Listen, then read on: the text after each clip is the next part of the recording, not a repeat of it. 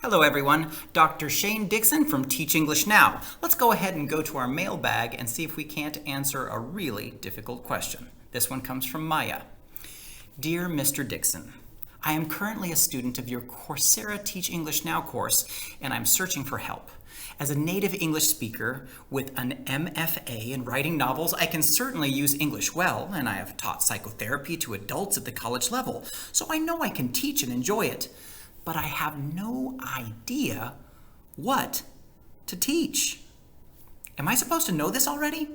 I'm so confused. What do you teach when you teach English? It seems like this is supposed to be something I know already, but I don't. Well, Maya, that is a really good question. And unfortunately, I don't have the clearest answer, but if you'll stick with me, I'll give you some tips that I think will really help out. First of all, why is it a hard question? You'd think it'd be obvious, but it's not. You see, curriculum is often set for English as a second language professionals. So often we talk a lot about techniques and how to make the material better, how to make the cake delicious, so to speak.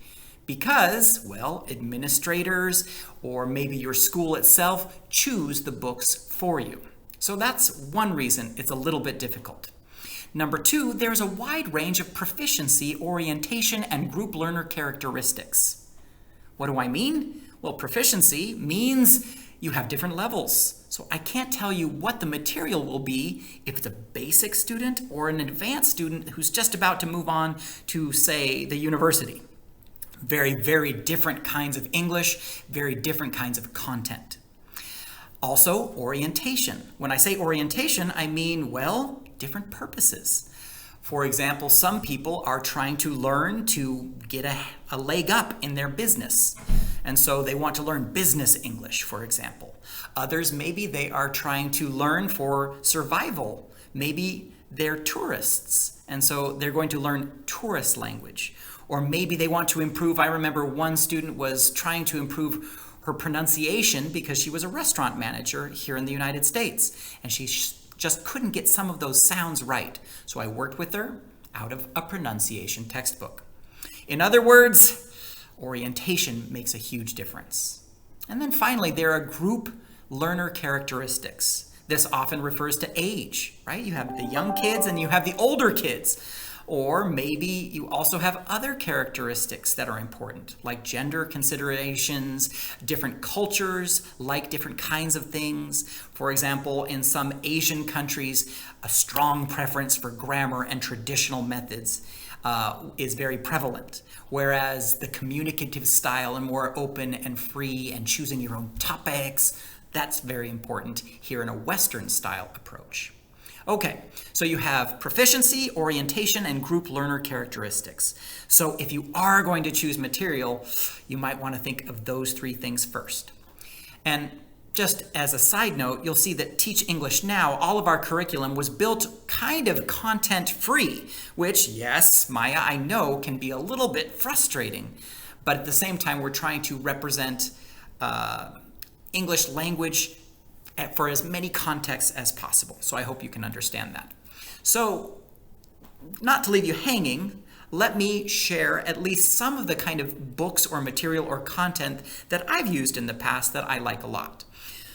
For example, this was an old textbook called Street Speak that was used a long time ago by a man named Slang Man who really liked to teach real English, the English from the streets. And this was, you can see, a textbook that might be used for someone who has very specific interests in like tourist English or informal English.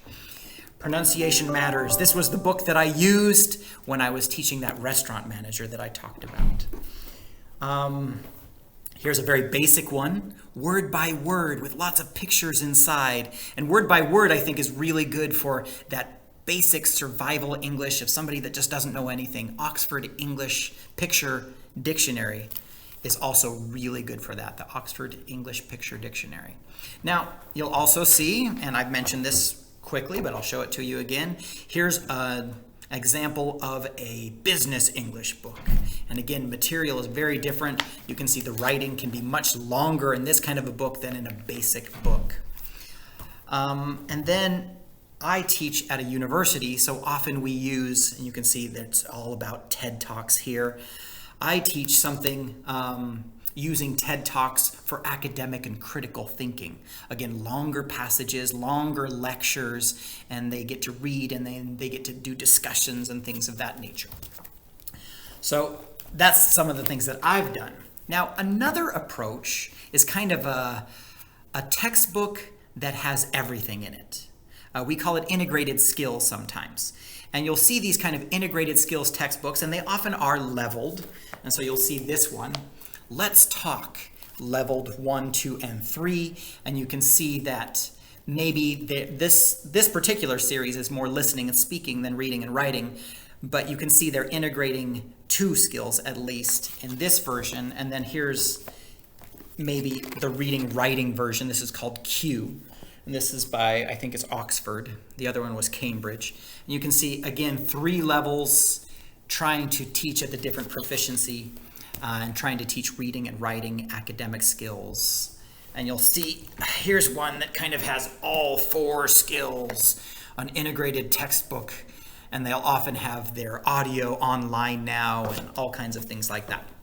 So that just gives you a brief look at some of the things that I do and some of the textbooks that I use. Now, why do I not talk about textbooks in Teach English Now?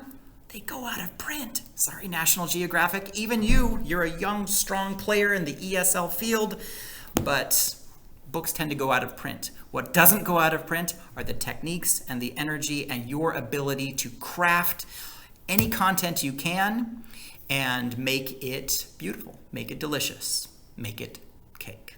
Anyway, I hope that helps.